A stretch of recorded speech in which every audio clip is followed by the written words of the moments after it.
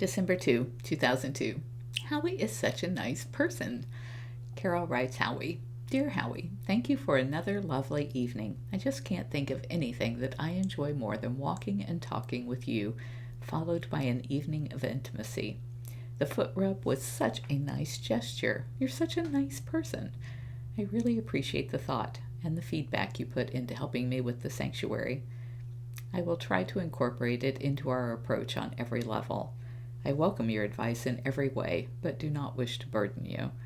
I would offer to pay you, but my family would then be wrongly prejudiced against you.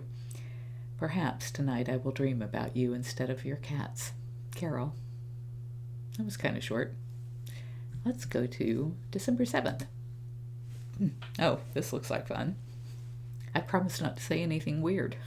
The subject line of this email to Howie says, a normal day.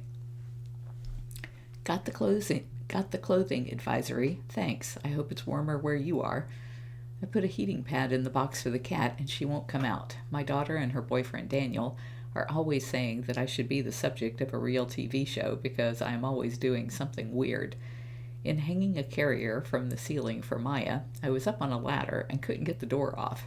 Using strength over wit, I jerked the door loose and smacked myself in the mouth with it so hard that it was enough to knock myself off the ladder. I cut my lip, but it's healing fast. The cat laughed so hard I thought she'd bust a gut.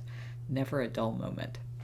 Thursday night I got one of those calls from my daughter that made me want to tell you how much gray hair or loss of hair you have spared yourself in never siring offspring.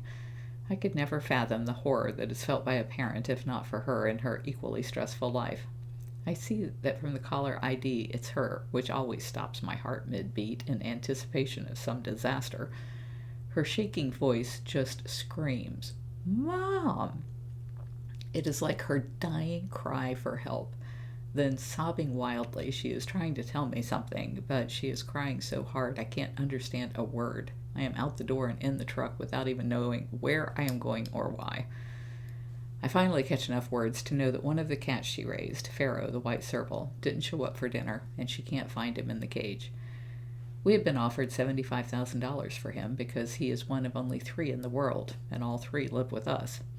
I told her to gather the troops and comb the cage, which was already being done, and that I would be there in 5 minutes. I had learned remote viewing in the breathwork session, and as I was turning off Sheldon onto Citrus Park Boulevard, I could see the cat headed toward the north wall from Jason's yard. By the time I was clear on his location, I was flying down Easy Street and called Jamie to tell her to move the human comb to the north wall and head south through the brush.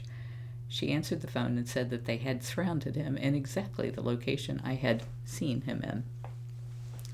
We closed the circle of volunteers, staff, and family around him, and Jamie and Daniel went in with a blanket.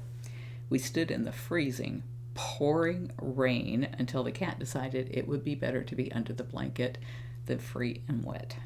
Like most of our recoveries, it was pretty anticlimactic. People always ask me, what's a normal day like for you? Jamie's answer to that is, all I want is just one normal day. This email is for 8 o'clock, so later in the day. A normal day. This is also to Howie. I have a VIP tour Monday afternoon with a woman I am wooing from Mosey, but should be done by 5 p.m. After that, I would love to see you. The holographic theory states that when something ironic happens 3 times in quick succession, it is a rip in the fabric that allows you to see that there are several realities happening at the same time, and you are choosing between them. Cats are a great medium for remote viewing, and they will enjoy the interaction. Go out on your porch and mentally talk to one of your cats. Tell them what you are doing, and that you want to look around the room they are in through their eyes. Then go find them and see if what you are seeing in that room is the same. With practice, you can even walk around inside them and feel what it's like to be a cat.